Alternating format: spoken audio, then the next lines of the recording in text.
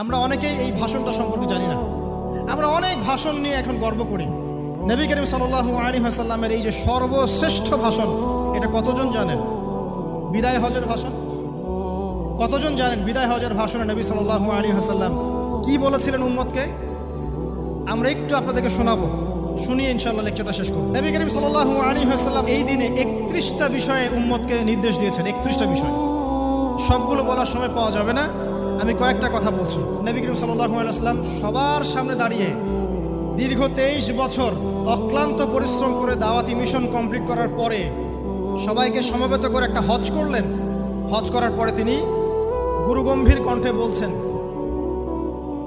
হৃদয়ের সমস্ত আবেগ বের করে দিয়ে বলছেন, হে জনগণ, আইয়ুহান নাস, হে জনগণ, আমি জানি না আজকের পর তোমাদের সাথে আমি কখনো মিলিত হতে পারবো কিনা। একটু চিন্তা করেন, সাহাবীরা সামনে দাঁড়িয়ে আছেন, নবীজি দাঁড়িয়ে এই কথাটা বলছেন, হে জনগণ, আমি জানি না আজকের পরে আমি তোমাদের সাথে মিলিত হতে পারবো কিনা।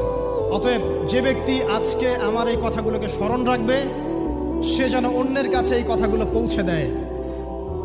হতে পারে যার কাছে পৌঁছে দেওয়া হচ্ছে সেই এই কথাগুলোকে বেশি সংরক্ষণ করতে পারবে।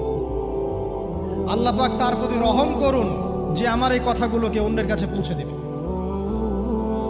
নবীজির ভাষণ। এরপর নবীজি বলছেন, জেনে রাখো, নিশ্চয়ই তোমাদের পরস্পরের, মুসলিমদের পরস্পরের সম্পদ, পরস্পরের রক্ত, পরস্পরের এই যে জান, মাল, ইজ্জত, এগুলো একে অপরের জন্য হারাম। মুসলিমদের পরস্পরের রক্ত, পরস্পরের ইজ্জত, সম্মান একে অপরের জন্য হারাম। এর হানি করা একে অপরের জন্য হারাম।